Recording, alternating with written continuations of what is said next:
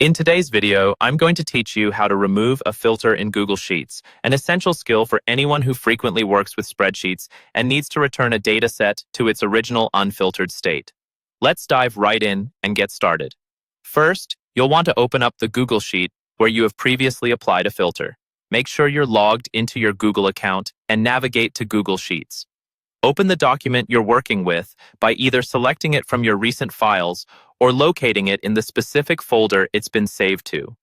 Once you have your spreadsheet open, you should be able to see the data layout and any filters you may have previously applied. Next, click on cell A1. This is typically the top left cell of your dataset, often containing your first header. Selecting cell A1 ensures that the focus is set to the beginning of your data, which is a helpful step in making sure you are working within the correct area. This will also make sure that the commands you perform next will apply to your entire dataset and not just a portion of it. After selecting cell A1, move your cursor to the top menu where you'll see various tabs like File, Edit, View, and so forth. What you're looking for is the Data tab. Click on it. The Data tab houses a range of options related to data manipulation within Google Sheets, which includes adding, altering, or removing filters.